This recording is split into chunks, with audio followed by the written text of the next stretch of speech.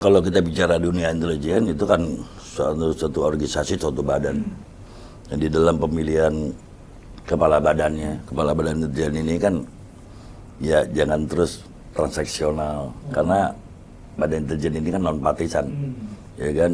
Ya khusus kepada Bapak Presiden sebagai single user, jangan sampai ada transaksional yang menarik gitu loh kan. Dan upayakan seorang kepala ini ya profesional lah. Perlu peningkatan kemampuan dari personil, ya kan, dan dia terus ditingkatkan, ya kan, jangan malah misalnya dulu pendidikan dasar 4 bulan, sekarang jadi cuma sebulan, nah, ini kan turun ini, gitu loh. Turun kenapa? Oh karena anggarannya nggak boleh, gitu loh.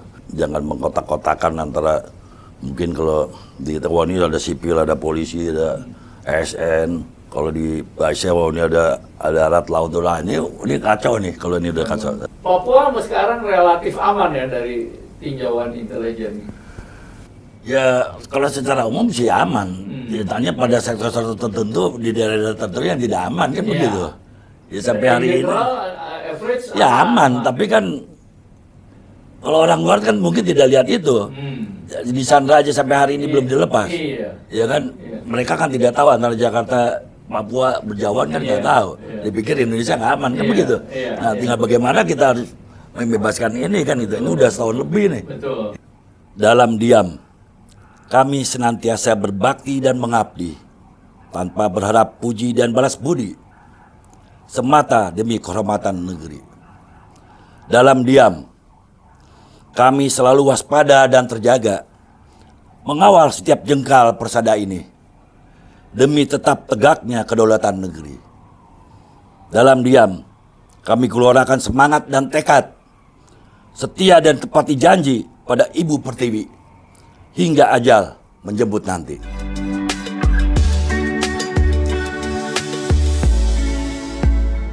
Halo para Sobat Podcast 9, jumpa lagi kita pada hari ini.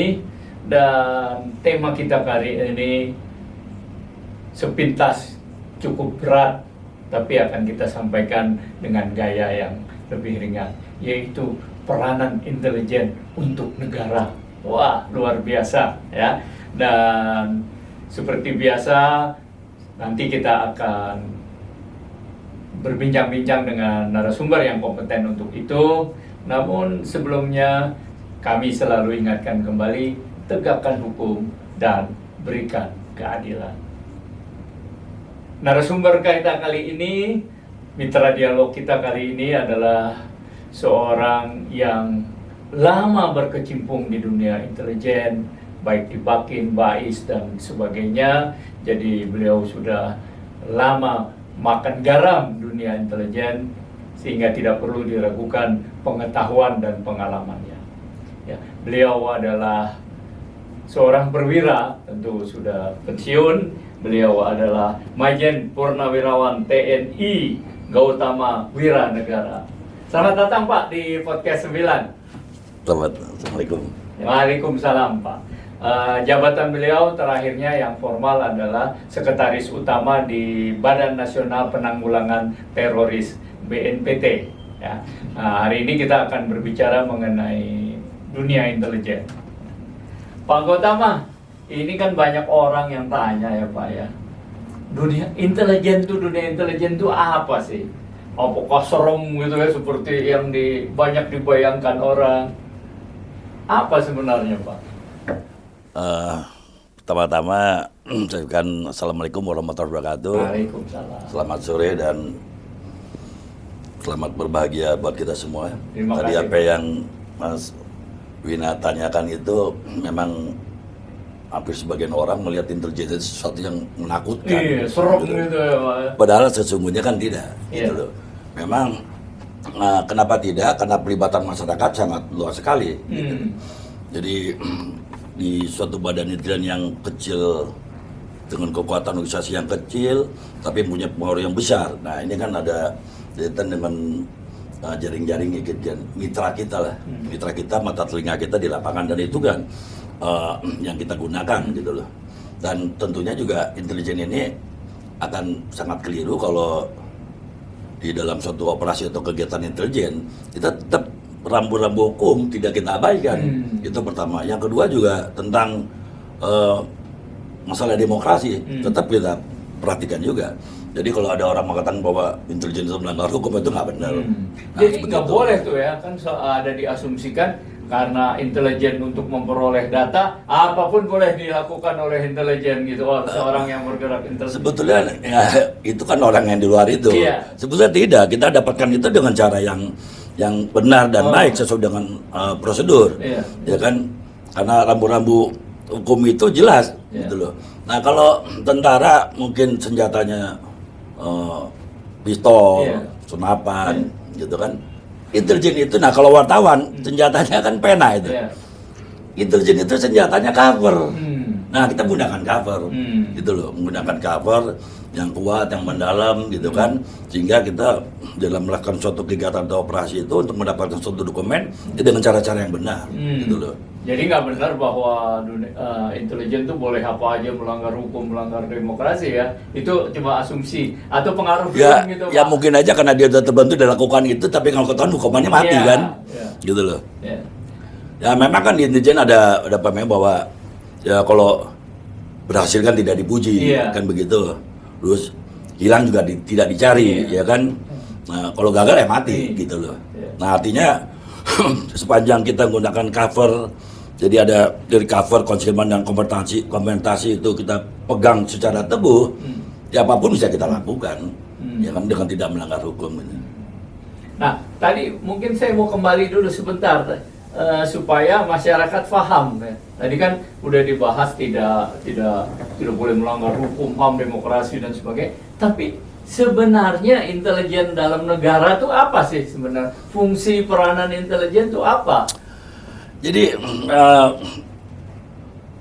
suatu badan intelijen dalam suatu negara itu, khususnya di negara kita ini kan sebagai lini terdepan dalam suatu sistem pertahanan negara, ya kan, sistem keamanan nasional itu lini terdepan di mana-mana, gitu loh. Termasuk juga misalnya Tunggu, Pak, kalau lini terdepan, kenapa dia di lini terdepan? Kan orang awam nanya nih.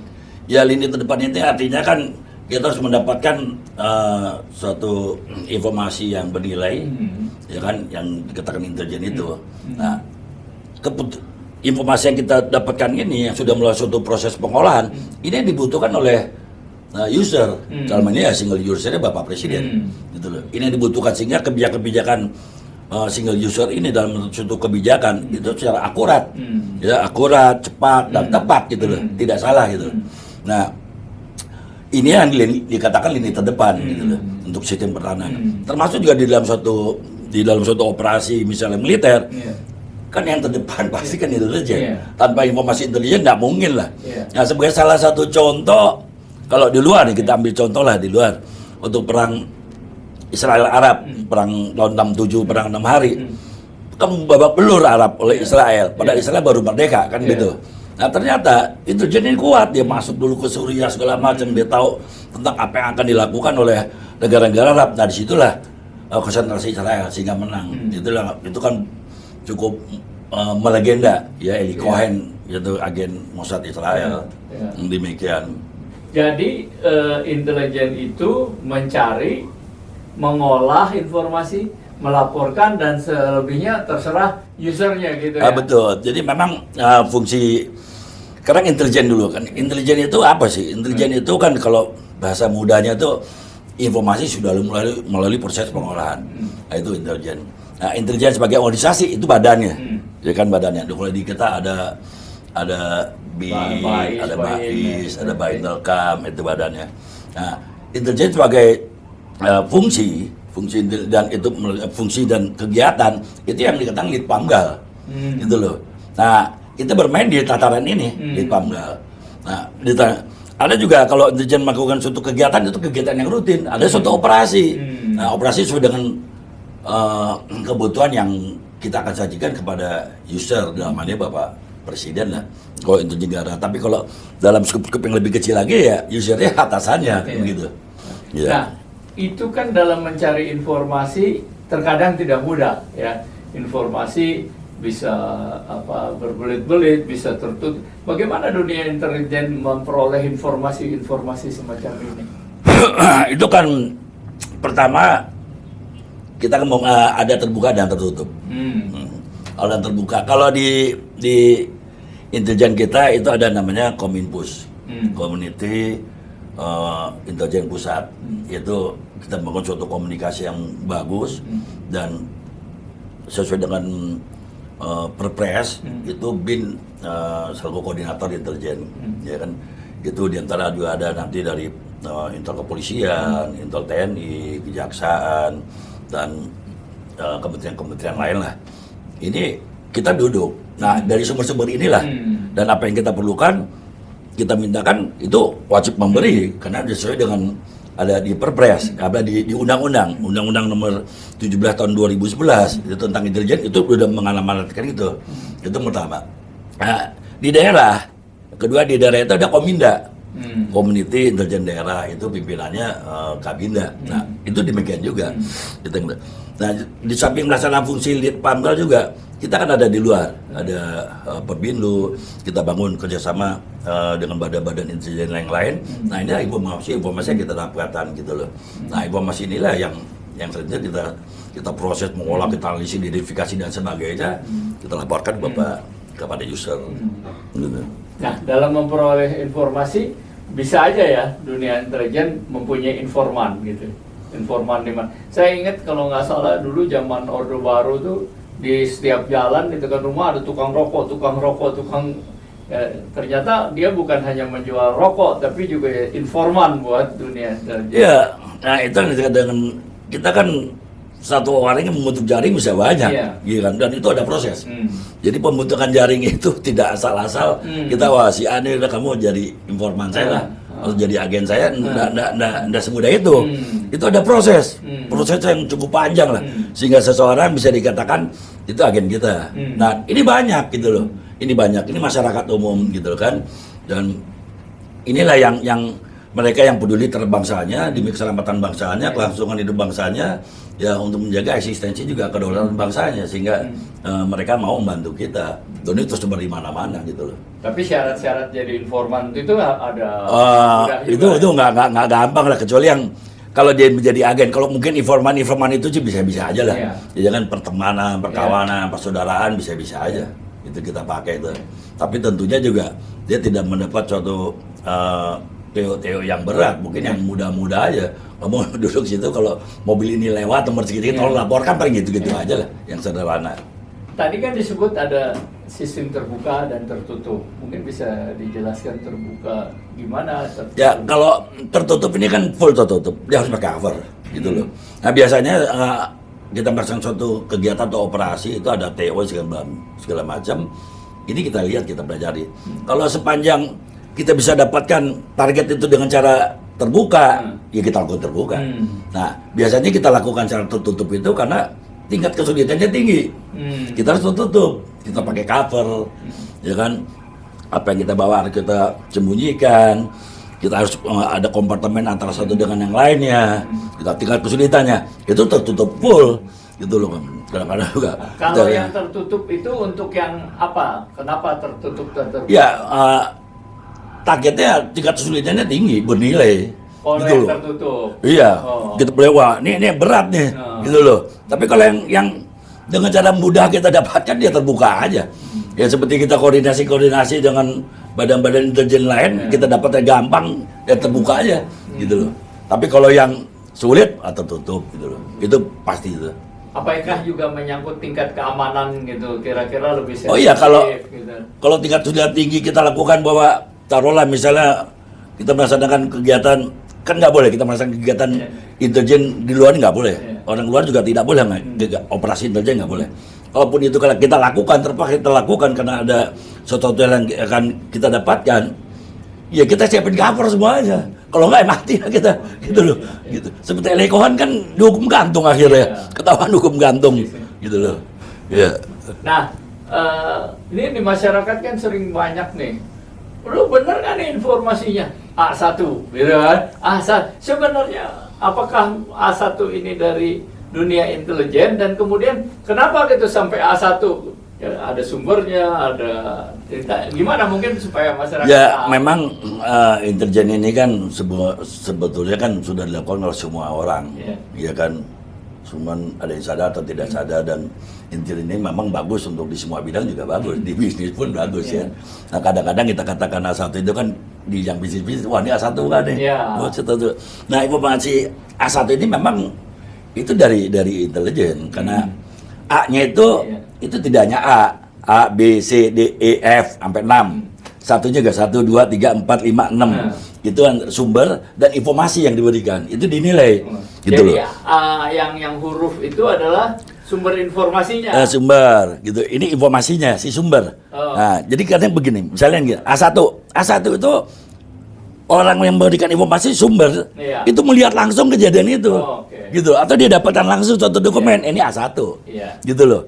Nah, makanya di situ akan dipertanyakan kadang-kadang bagaimana hubungan sumber dengan sasaran, bagaimana kedudukan sumber dengan sasaran, itu menyangkut dengan nilai. Tapi yang menilai ini bukan orang lapangan, bukan petugas, tapi yang di staf. Makanya di staf itu nanti lihat, oh hubungannya gimana, berarti dinilai untuk laporan pimpinan. Oh ini B2 misalnya. Nah biasanya kalau A itu nyangkutnya ke 1, ke 2, ke 3 enggak. Kalau B, B1, B2, B3, C, C2, C3, C4, nah begitulah makanya. Jadi ya kita dengar cuma A1 aja, A1 itu pasti. Jadi A1 itu informasinya akurat udah. Akurat, sumbernya juga sumber akurat. Iya, langsung yang bersangkutan gitu loh. Nah kalau ini nanti ketika misalnya, oh ini C3, waduh C3. Kalau udah D gitu, baca dikit tuh buang aja. Informasi nggak akurat. Iya, gitu buang ya. aja. Iya. Oke. Nah, kalau kita di masyarakat umum kita baca, intelijen juga ini selalu dikaitkan dengan teknologi gitu ya.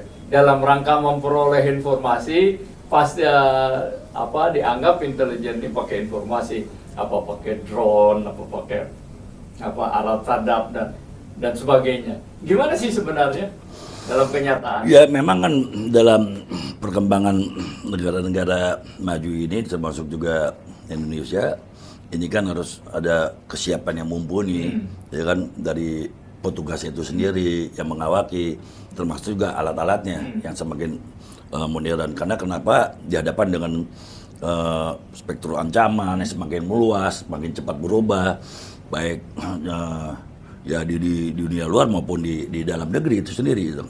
Ancaman semakin. Nah sehingga kita di samping juga personil membutuhkan pengetahuan yang up to date terus, yang mengikuti perkembangan terus, juga termasuk alat-alatnya dikatakan Matsus Intel gitu loh. Matsus Intel juga harus mengikuti perkembangan, jangan sampai kita masih menggunakan yang lama, ini udah sasaran yang baru gitu kan, kita ketinggalan gitu loh.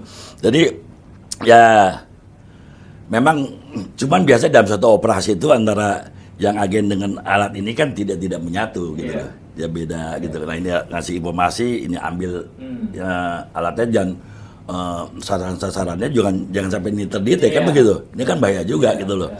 Nah, jadi memang diperlukan modernisasi pembaruan alat-alat untuk menunjang suatu operasi atau kegiatan intelijen. Jadi alat juga harus selalu disesuaikan dengan perkembangan zaman ya. Iya, kalau udah disadap toto dijampir, nggak bisa, ini nggak ada informasi. Kalau zaman dulu kan seperti alat perekam lah, zamannya PB inilah. Saya ngalamin juga zaman PB ini. Itu kadang-kadang ulamanya taruh di sini, ya kan sepatunya gitu loh. Sekarang kan udah modern. Atau ada foto bahkan bopen, dia foto begini cetrek foto, gitu loh. Gitu. Nah, sekarang mengikuti terus aja mengikuti, gitu loh. Tapi, nah ini yang dikatakan dengan tadi saya katakan bahwa ada cover concealment compartment. Nah ini yang concealment ini, alat ini harus benar-benar jangan sampai terdetek gitu loh, terdetek. Karena kalau terdetek kan akan rawan gitu, apalagi di blow up, apalagi kalau kita keluar, ya kan kita nggak boleh bermain di luar. Kalau gitu. terdetek pasti harus nggak diakui ya dalam. Oh iya, gitu loh. Orangnya juga gitu ya, Pak. Harus lepas gitu loh. Misalnya ketangkap, saya nih intelijen ketangkap, saya nggak diakui ya oleh. Nggak diakui dan nggak boleh sampai ngaku lah, gitu loh. Dan itu kita sebagai aparat atau petugas intelijen prosesnya kan cukup panjang itu kan. pendidikannya pun ya berjenjang lah gitu loh. Sehingga hal-hal semacam ini kan sudah tertanam diri masing-masing lah. Ya kecuali ya mohon maaf kalau di TNI, di Polri atau di apa begitu masuk itu hanya cari pangkat itu yang persoalan kan gitu. Gitu. Nah, kalau di luar negeri ya, terutama di beberapa film ya film-film umum lah, walaupun dalam kenyataannya juga ada. Itu kan petugas-petugas intelijen adalah bagian yang penting ya Pak ya. Nah, namun dianggap suka membelot gitu loh atau berkhianat. Ini memungkinkan nggak di dunia intelijen seperti itu dalam kenyataannya? Kalau sepanjang saya tahu sih tidak ada untuk di kita ya. Artinya karena tidak ada, sangat pengalaman juga beberapa operasi intelijen, hampir sebagian dinas aktif saya kan sebagian habis di operasi intelijen. Gitu. Saya juga banyak senior-senior juga saya ikut senior-senior juga teman-teman maupun ke bawah para junior termasuk anak buah gitu loh. Tidak ada kita melakukan suatu kegiatan atau operasi intelijen dia tergalang oleh pihak lawan, tidak ada. Atau ada person-personnya gitu. Ya selama ini saya lihat tidak ada lah, kecuali mungkin aja dalam seperti contoh di Aceh ada persaingan-persaingan bisnis yang tidak dalam konteks operasi atau kegiatan intelijen. Ya kan terus sampai ada nyawa manusia terambil juga waktu itu di Aceh, tapi itu tidak konteks itu. Walaupun ini si personil intelijen itu bisa aja terjadi. Kalau dalam suatu operasi atau kegiatan saya rasa tidak ada di kita. Ya. Kalau di film kan mungkin itu biar lebih seru lah kan ya. gitu. Ya, ada. Ya. Terutama di negara yang sedang negara superpower yang berseberangan, misalnya dulu Soviet sama Amerika atau Korea Selatan, Korea Utara. Di kita praktiknya nggak ada ya Pak? Sejauh ini nggak ada. Sejauh ini nggak ada. Termasuk juga kan peran-peran Perbilu di luar ini kan sangat potensial sekali gitu loh.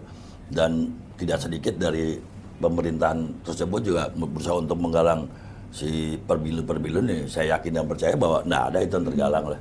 Gitu. Nah, pernah ya terjadi itu, saya pernah membaca ada bukan perwira ya, mungkin pejabat di luar itu menjual mengenai peta laut atau apa di Indonesia itu. Itu sih memang ya kalau itu mungkin aja sah-sah aja ya. Ya berkhianat dalam hal ya kan disumpahnya sebagai aparat intelijen, sebagai personil intelijen, dan itu bisa terjadi gitu loh. Tapi kan itu udah masa lalu saya lihat ya kan, tapi bukan dalam hal tergalang secara fisik untuk dia berkhianat gitu kan. Saya juga tahu untuk persoalan itu gitu loh. Saya tahu persis persoalan itu, tapi kan saya rasa itu ya 1-2 orang lah. Ya kan mungkin di kebutuhan aja ya kebutuhan dapur yang melebihi kapasitasnya sehingga dilakukan itu memang ada gitu loh. Ada, iya. Tapi enggak ya. Tapi jangan, dan yang dilakukan itu pun itu juga tidak terlalu berkait dengan kepentingan atau keamanan negara, tidak ada kaitannya dengan itu. Ya, enggak gitu. Itu kaitannya di luar negeri karena mungkin kita punya apa dokumen itu itu yang dijual gitu loh. Tapi jadi itu lebih kepentingan garis belakang logistik. Kalau selama ini kan dunia luar jarang menyadari apa sih peranan dari dunia intelijen, sudah apa sumbangsi dunia intelijen nih buat negara dan bangsa kita nih. Memang kan orang secara umum, rakyat secara umum kan kalau dia merasakan damai, dia merasakan aman, dia keluar malam aman, tidak ada yang mengganggu dan sebagainya. Itu kejadian yang memang begini kejadiannya. Dia lupa gitu loh bahwa di belakang itu ada satu upaya yang luar biasa yang dikatakan, saya bilang lini terdepan diciptakan itu gitu loh. Sehingga memang ada ya itulah risiko, memang seorang personil intelijen kan tidak butuh dipuji kan begitu gitu. Hanya orang umum tidak menyadari bahwa kita bisa makan, kita bisa sekolah, ya kan, kita bisa jalan-jalan sama keluarga dan sebagainya, hidup kita sejahtera, ya kan, ya menuju adil makmur dan sebagainya. Itulah peran intelijen, gitu loh. Ya, jadi intelijen itu bergerak di dalam sunyi ya. Ya. Dan kalau berhasil tadi tidak Jangan diuji uji. ya. Lo Iya. kelihatan lo siapa. Iya. Kalau gagal lo tanggung jawab Iya. lo gitu ya. Iya. Berat juga dong ya muncul di Ya itu dunia. memang udah resiko, sehingga kan semua personil intelijen itu kan tidak hanya ujuk-ujuk gitu loh. Itu melalui proses yang cukup panjang. Di antaranya kan psikologi. Gitu loh. Jadi seseorang yang intelijen pasti udah melalui psikologi gitu loh.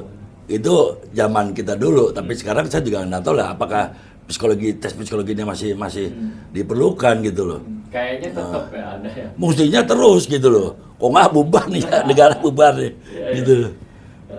Nah, kalau Pak Gautama lihat perkembangan dunia intelijen Indonesia ya dalam mengamankan bangsa dan negara, compare atau dibandingkan dengan negara-negara lain, gimana posisi dunia intelijen Indonesia? Ini kan kita sempat ya. Jadi badan intelijen kita itu sempat menjadi prototipe. Oh pernah ya? Oh iya. Tahun berapa? Itu Era tahun berapa? mungkin sekitar tahun 2012, 13, 14 Oh, ya kan. setelah reformasi ya. Itu menjadi prototipe bagaimana kita menjalin hubungan dengan badan intelijen negara lain, gitu kan, dan mempunyai satu kepentingan. Yang kepentingan inilah yang kita satukan kan gitu. Dan ini menjadi contoh itu se Asia Pasifik itu waktu itu, gitu. Tinggal yang lain-lainnya lah. Nah belakangan ini saya tidak tahu persis lah, tidak mengikuti ke sana. Tapi waktu itu kita ya sangat luar biasa lah, apalagi ya seperti Apa misalnya. yang membuat intelijen Indonesia dipandang lebih bagus, jadi rujukan, lebih contoh, role model daripada era-era itu dibanding negara lain?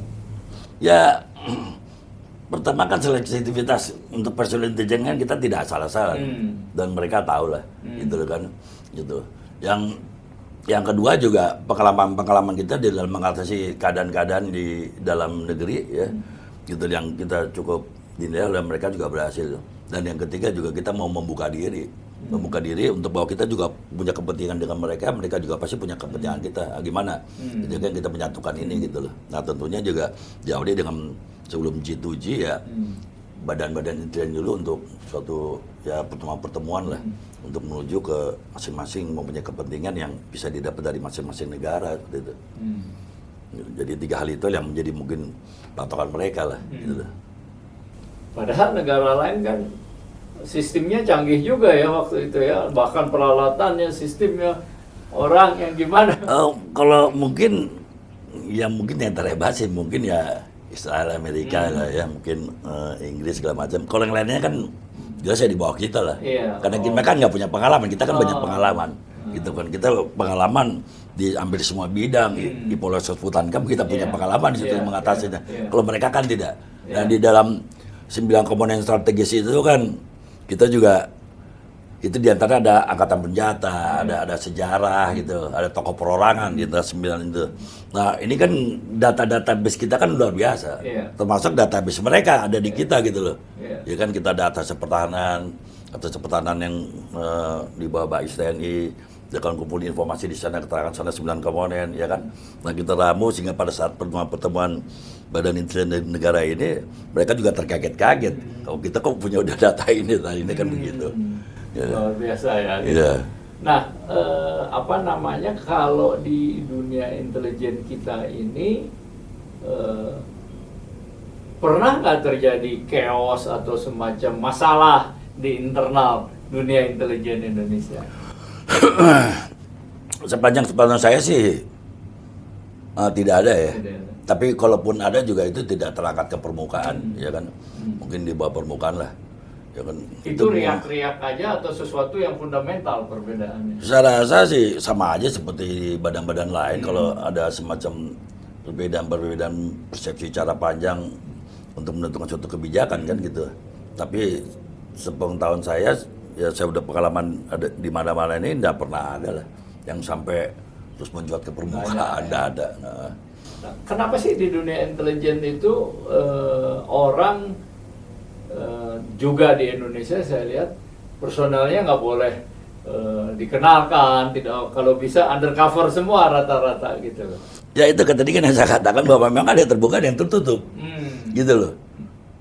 Seperti misalnya Kabin, Kak Bais, ya dia kan pasti dikenal, mana nggak Iya. mau dikenal, kan gitu. Jabatan publik Iya. gitu ya. Tapi juga apa yang ada di sini, ini orang lain nggak perlu tahu, nggak bisa tahu gitu loh. Apa yang di sini, inilah yang ya khusus untuk ya walaupun terbuka, tapi kan maksudnya kita tahu lah target apa yang kita dapatkan gitu loh. Nah, yang tertutup ini memang harus undercover bener gitu loh. Begitu dia muncul kan, wah Ketahuan, bisa bahaya nih, ya kan, gitu loh. Bisa bahaya apalagi kaitan dengan ya di sini yang melakukan seperti aksi-aksi separatis, terorisme, ya kan, mungkin juga masalah demokratisasi, isu-isu segala macam lah. Nah, ini dan kita ini kan intelijen ada di mana-mana, gitu. Baik secara fisik agen kita maupun dengan jaring-jaring kita di lapangan, gitu. Dan ini harus hati-hati bener. Dan hubungan antara satu dengan lain juga. Kalau di dunia intelijen kan harusnya gunakan hubungan clandestin, gitu. Tidak asal kita ketemu aja ngobrol, ya ada HP segala macam. Ada hubungan clandestin yang kita sepakati gitu loh. Tapi itu kan sesuai dengan juga teori dari intelijen. Nah, waktu terjadi perang Timur itu banyak yang mengatakan, menyoroti bahwa salah satu tanda kutip kekalahan kita itu katanya lemahnya intelijen Indonesia. Oh, itu sih mungkin terlalu berlebihan ya. Karena waktu pemerintah sudah mengambil suatu kebijakan untuk yang melakukan pemilu di sana, itu saya tidak terlibat langsung, tapi saya tahu bahwa Mbak Is waktu itu sudah menyarankan ke Bapak Presiden tidak dilakukan pemilu saat itu, gitu loh. Tapi itu kan kebetulan. Tidak dilakukan pemilu saat itu. Gitu loh. Kan kalau kita karena gini aja, nggak usah Timur lah. Saya orang Jawa Barat. Coba Jawa Barat diadakan pemilu, mau pisah nggak dari Indonesia apa sih ngomongnya pisah semua lah. Kan begitu. Iya, apalagi Riau segala macam gitu loh. Karena kok akan begitu gitu loh. Tapi kan bukan itu konteksnya. Ini kan dalam negara kesatuan maksudnya. Gitu loh. Kan kalau tahun 63-an apa itu waktu Papua kan, karena ada operasi intelijen yang bagus, penduduknya kasih makanan ini, sehingga oke, siap nih kalau jejak pendapat menang kita, dan kita menang ya, menang waktu di Papua dengan segala macam retorikanya, politiknya menang. Tapi kan waktu di Timor Leste sekarang terbalik gitu ya. Apapun cerita latar belakangnya. Ya karena peran asing kan luar biasa di situ, kan begitu. Gitu. Dan satu, yang kedua juga memang kelompok Presiden juga masih punya kekuatan, dukungan yang sangat kuat, belum dari negara asalnya kan begitu. Kita sudah mengantisipasi. Dari Australia, dari mana? Nah, situasi Papua ini kan parameternya berbeda. Silakan tidak satu orang per orang, itu kan pakai sistem noken gitu loh. Satu ini pegang, semuanya ngikut kan gitu. Tapi kalau ini nggak bisa gitu loh. Tapi di Papua sekarang kayaknya agak rawan juga ya Pak Gautama. Gimana? Dari saya lihat intelijen asing, Australia dan lain main sekali di sana gitu. Bahkan mereka membina orang-orang yang termasuk itu kan separatis senjata itu. Ya, kalau menurut saya sih ya teroris saja. Kita masa tahu orang kita ditembak-tembakin terus kita diam aja. Kalau saya ya dibalas, saya ditangkap lah gitu ya. Nah, tapi ini ada bau-bau intelijen negara asing berperan gitu. Ya sejauh ini sih peran asing belum ada bukti-bukti konkret ya, belum. Tapi kalau misalnya seperti senjata kan juga kebanyakan dari, ya mohon maaf, dari TNI Polri juga, anggota-anggota yang nakal-nakal itu kan gitu. Nah, contohnya yang di sana ini juga kan Selandia Baru, Australia juga nggak terlalu open gitu loh. Nah, sedangkan kalau Amerika sana kan tentu dengan tanda kutip Freeport-nya, gitu kan. Dan yang dikerahkan di Freeport pun itu kan tentara pensiunan, gitu loh. Sehingga kalau secara serta-merta memang dia mendukung operasi intelijen terhadap OPM, enggak juga, gitu loh. Enggak juga. Enggak seperti itu. Enggak. Tinggal bagaimana kitanya aja gitu loh. Jadi dalam pengamatan Pak Gautama, Papua sekarang relatif aman ya dari tinjauan intelijen. Ya kalau secara umum sih aman. Ditanya pada sektor-sektor tertentu di daerah tertentu yang tidak aman kan Iya. begitu. Ya sampai hari ini General, average ya aman, tapi kan kalau orang luar kan mungkin tidak lihat itu. Di Sandra aja sampai hari ini belum dilepas. Iya. Ya kan? Iya. Mereka kan tidak tahu antara Jakarta, Papua berjauhan kan nggak Iya. tahu. Iya. Dipikir Indonesia nggak aman kan Iya. begitu. Iya. Nah, tinggal bagaimana kita harus membebaskan ini kan gitu. Ini udah setahun lebih nih. Betul. Gitu loh. Februari 2023 sekarang udah di Agustus, setahun Kemarin setengah. mereka janji katanya seminggu mau dilepaskan, janji mulu, bohong banget aja tuh. Ya kita kan tidak bisa bersandar ke janji, Betul. gitu loh. Tapi kalau misalnya intelijen kita memang mampu masuk, ya melakukan suatu penggalangan kepada tokoh-tokohnya. Nah kadang-kadang kan di kita ini kan apa regenerasinya kan agak suka tidak nyambung, Iya. gitu loh. Antara saya dengan yang di bawah saya kan suka tidak nyambung juga. Itu pertama. Yang kedua juga jaring ini kan tidak bisa diserah terimakan. Ya jaring. Ini jaring saya bisa pakai dia, saya serahkan ini kamu ke sana. Oh, belum tentu mau, belum tentu. Karena beda cara penanganannya. Gitu. Nah, seperti itu. Nah, kalau di dalam sehari-hari sebenarnya kemana laporan intelijen ini dilakukan kalau di Indonesia? Siapa yang paling bertanggung jawab dan siapa yang boleh mempergunakannya? Kalau dalam skup negara ya presiden lah. Presiden? Iya, presiden single user itu. Oh. Udah mutak presiden, gitu loh. Satu-satunya dia yang Urus itu ke boleh. presiden. Nah, presiden ini waktu terima, ini kan untuk menentukan satu kebijakan. Iya. Kebijakan yang terukur, kebijakan yang memang untuk kepentingan rakyat, kebijakan yang masalah dan sebagainya lah. Itu informasi awal dari Badan Intelijen gitu loh. Nah, sehingga di dalam di perpres yang terkait dengan Menko Polhukam bahwa BIN dia tidak di bawah Menko Polhukam, langsung bawa presiden. Dulu juga sebetulnya di bawah presiden gitu kan dulu. Hanya dalam kesehariannya dikoordinir oleh Menko Polhukam. Nah sekarang kan tidak, Iya. gitu kan tidak. Itu tiap hari nggak kasih laporan atau ada kasus yang berbahaya? gitu? Kalau laporan intelijen itu kan ada yang dikatakan laporan harian, laporan mingguan, laporan tribulan, tengah tahun dan tengah tahunan. Nah, yang laporan-laporan yang sifatnya khusus itu kan ada laparsus, ada lapsus, macam-macam laporan lah. Gitu. Macam-macam laporan. Iya, laporan Jadi macam-macam. mungkin yang rutin nggak begitu penting buat presiden, tapi ada laporan-laporan. Ya, khusus nah ya. tergantung pimpinannya, presidennya kan mau bentuk laporan yang bagaimana gitu. Nah, laporan ini kan harus ringkas, objektif, jelas, tepat. Dan kalau kita baca itu logitelete gitu loh, ringkas, objektif, jelas gitu loh. Harus seperti itu. Nah, kalau bisa presiden ini, oh saya cukup pointer-pointernya hanya dengan gambar-gambar, pointer-pointer, oh sudah gitu loh. Tapi ini yang sangat krusial gitu loh.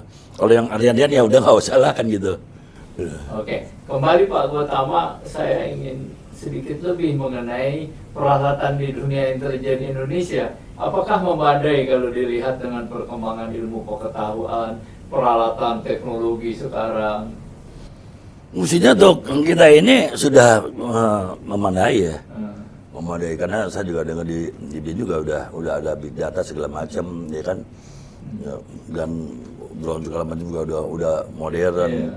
Alat-alat kita juga, alat typing kita juga sudah modern segala macam lah gitu kan. Tapi ini kan tetap mengikuti gitu loh. Artinya mengikuti. tidak, dunia intelijen kita peralatannya nggak ketinggalan. ya, Oh Pak? nggak ketinggalan. Nggak, ya. Nggak ketinggalan. Iya. Iya kan. Tinggal penggunaannya tepat nggak kan Iya, gitu aja. oh, gitu. Iya. Iya. Kan sekarang HP aja udah 1 tera. Iya. Terus sudah bisa fungsi macam-macam. Ya. Kalau dulu kan saya punya jam tangan bisa motret gitu ya, bisa Iya. video walaupun cuma 40 menit, 60 menit ini. Sekarang kan semuanya udah bisa. Sekarang udah modern seperti ada aplikasi HP juga. Ya. Kita nggak perlu, biasanya kan ada kalau tugas-tugas awal itu kita target misalnya manusia kan, atau seorang pejabat Atmara itu kita diminta biodata dan ketersediaannya. Iya, Gitu. iya. Ini nyarinya lama nih, Iya. nanti Dulu susah, ya? iya kan? Kalau sekarang kan nggak, kita kumpul Iya. orang aja, kita cetak begini aja dia keluar sini, Iya. gitu loh. Itu semakin modern semakin cepat lah, tapi biayanya kan semakin mahal. Iya, pasti semakin. Nah, dan itu dibutuhkan oleh Iya. presiden. Nah, kalau kan sekarang ini kalau kita bicara perang, Pak Gotama, tidak hanya perang fisik, tapi ada yang orang bilang namanya proxy war, ya kan? Nah ini kan dunia intelijen, proxy war itu masuk ke dalam kebudayaan, masuk lifestyle, masuk apa, jadi menghancurkan atau mengalahkan sebuah bangsa dengan proxy war, tidak selalu makasihlah informasi yang beracun, kasih ini. Nah gimana Pak kalau di dunia intelijen yang sebenarnya? Ya tadi yang saya katakan itu kan ada di intelijen strategis itu kan ada 9 komponen, ya dari mulai ideologi, politik dan sebagainya, termasuk juga nanti ada angkatan bersenjatanya, ada tokoh perorangannya, tokoh yang berpengaruh ini, terus ada juga sejarah gitu kan, itu ada 9 gitu. Nah ini yang menjadi target kita mainkan. Ya, memang di dalam ilmu intelijen ada tadi lihat Pamgal ini, nah di penggalangan ini kan kalau kita bisa rubah alam pikirannya, ya kan kenapa harus kita lakukan secara fisik kan begitu? Nah itu aja sudah. Tapi mahal juga nggak proxy war kayak gitu? Itu kan lama itu, prosesnya lama. Prosesnya lama gitu loh. Nggak. Saya kan di Aceh ini lama, cukup lama. Kalau kumpul-kumpulin, saya cukup lama lah di Aceh. Jadi kan saya untuk ketemu sama ada tokoh Aceh yang di luar negeri itu, yang berpengaruh di luar negeri itu, saya bisa baru ketemu aja 9 bulan. Nah, kan, biayanya kan besar nih, kan gitu. Nah, tapi kan kita harus sabar, gitu kan. Ya salah satu persyaratan personil intelijen itu kan tahan uji, gitu kan. Tahan uji salah satunya, sabar gitu loh. Nah disitulah letaknya. Gitu loh. Nah, apa pengalaman di Aceh ini yang menarik apa Pak? Kalau dunia intelijen di Aceh kan banyak waktu, apalagi waktu itu ya masih rawan, masih apa, sehingga kalau masuk ke situ tuh ada pandangan awam ya waktu itu, waduh, mesti hati-hati, mesti serem dan sebagainya. Apa pengalaman Bapak yang menarik waktu itu? Yang kalau saya balik di Aceh, yang jelas kan saya cukup lama di sana dan saya bisa diterima oleh waktu itu dari GAM gitu loh, saya bisa diterima gitu loh. Saya kemanapun saya bisa ya bikin gule bareng di camp-campnya gitu loh. Itu kan kebanggaan juga gitu loh. Sehingga kita mudah untuk menarik mereka, merubah ini mereka gitu kan. Apapun kan mereka juga anak bangsa juga, ya kan.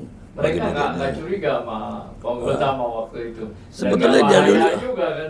Itu kan merdekanya itu kan yang di lab service, tapi kan eksistensi pengakuannya dia sebagai warga negara Indonesia kan pengen juga diterima. Makanya sekarang pun mau jadi mana, Pak Ali pengen jadi gubernur kan gitu, kan dia pengen gubernur, baru jadi wagub gitu loh. Itu eksistensinya kan begitu.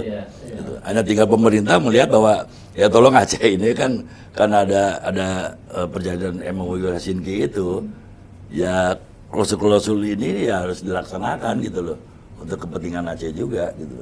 Karena memang ya sejak perdamaian ini kan sampai sekarang ya Aceh gitu-gitu aja tuh. Gitu. Nah, kalau secara menyeluruh Pak Gotama, dari pengalaman Bapak ya, dari pengetahuan Bapak, ke depan dunia intelijen Indonesia apa yang perlu diperbaiki supaya kita dunia intelijen ini lebih berperan, lebih baik dan sebagainya. Jadi saya rasa kalau kita bicara dunia intelijen itu kan satu organisasi, suatu badan. Dan di dalam pemilihan kepala badan intelijen ini kan ya jangan terus transaksional, karena badan intelijen ini kan non partisan, ya kan. Dia khusus kepada Bapak Presiden sebagai single user. Ya kan, dia tidak partisan, ya kan, sehingga jangan sampai ada transaksional yang menarik gitu loh kan, dan upayakan seorang kepala ini ya profesional lah. Nah, saya melihat bahwa kalau di kementerian-kementerian seperti sekarang untuk penempatan susunan kabinet, mungkin yang jabatan-jabatan politis itu kan kemampuan manajerial 90% itu, untuk kemampuan profesi teknis 10% lah. Dia cukup baca koran, ya kan, baca berita segala macam cukup. Tapi kalau di dunia intelijen nggak bisa, antara kemampuan manajerial dan kemampuan profesi teknis dia harus balance, harus imbang gitu loh. Nah itu yang pertama. Yang kedua juga dia harus punya pengalaman dalam suatu perencanaan, melaksanakan suatu operasi, ya kan operasi intelijen. Kalau itu tidak pernah dilakukannya, perencanaan yang harus dilakukan gimana untuk intelijen kita yang baik ke depannya itu pertama. Yang selanjutnya juga saya rasa perlu peningkatan kemampuan dari personil, ya kan. Kayak kita lihat dari BIN ada STIN, ya kan, ada pusdiklatnya, di BAIS juga ada pusdiknya, dan dia terus ditingkatkan, ya kan. Jangan malah misalnya dulu pendidikan dasar 4 bulan, sekarang jadi cuma sebulan. Nah, ini kan turun ini gitu loh. Turun kenapa? Oh, karena anggarannya nggak boleh gitu loh, ya kan, nggak boleh, harus tetap terus ditingkatkan. Dan ada di dalam internal satu badan itu juga harus solid benar gitu kan, harus solid.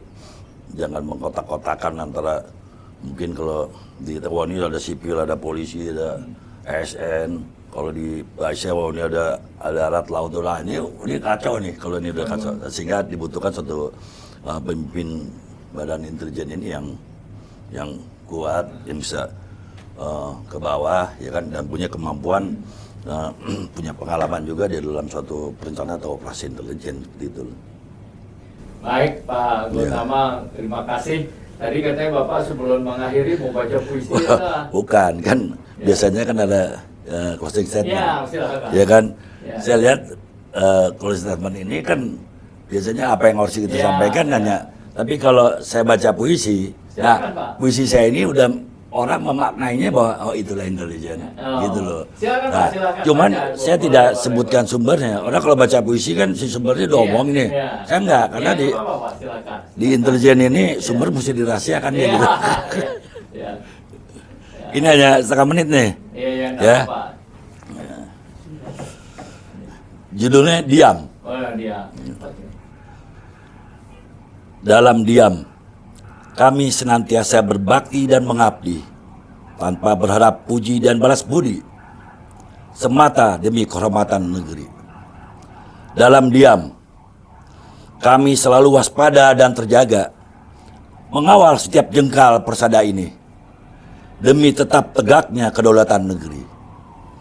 Dalam diam, kami keluarkan semangat dan tekad, setia dan tepati janji pada Ibu Pertiwi, hingga ajal menjemput nanti.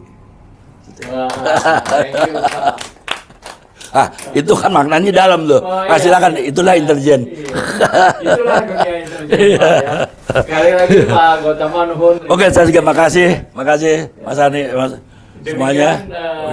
Obrol-obrol kita mengenai sesuatu yang saya yakin jarang diketahui oleh dunia umum, yaitu dunia intelijen kita dan peranannya kepada negara. Saya yakin memberikan pengetahuan dan manfaat. Sebelum saya tutup, seperti biasa, tegakkan hukum, berikan keadilan. Sampai jumpa pada edisi yang akan datang.